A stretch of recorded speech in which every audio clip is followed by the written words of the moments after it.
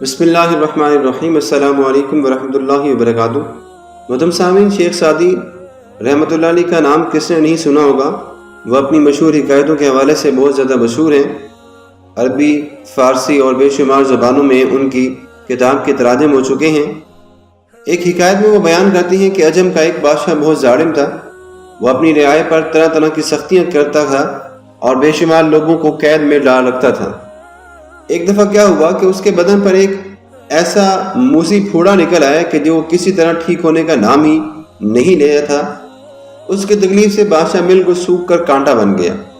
ایک درباری نے اس کو بتایا کہ جہاں بنا اس شہر میں ایک خدا رسیدہ بزرگ رہتی ہیں، ان کی دعا سے بگڑے ہوئے کام بن جاتے ہیں۔ اگر آپ ان کے پاس چلے جائیں، ان سے دعا کریں تو مجھے امید ہے کہ اللہ آپ کو شفا دے دے گا۔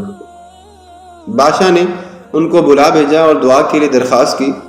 انہوں نے بادشاہ کو غصہ ہو کر کہا کہ اے بادشاہ، میری دعا تیرے لیے کب مفید ہوگی، جبکہ بے گناہ لوگ تیرے ہاتھوں قید و بند کی سختیاں جھیل رہی ہیں اور ان کی بد دعائیں تیرا پیچھا کر رہی ہیں۔ جب تک تو ان مظلوم قوموں پر رحم نہیں کرے گا تو خدا تجھ پر کبھی رحم نہیں کرے گا۔ بادشاہ پر بزرگ کی باتوں کا بڑا اثر ہوا اور اس نے حکم دیا کہ سب قیدیوں کو رہا کر دیا جائے۔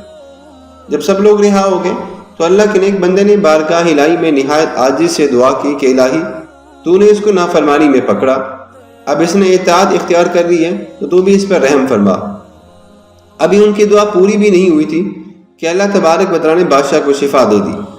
اس نے حکم دیا کہ اس کے سر پر زر و جواہرات نچھاور کیے جائیں۔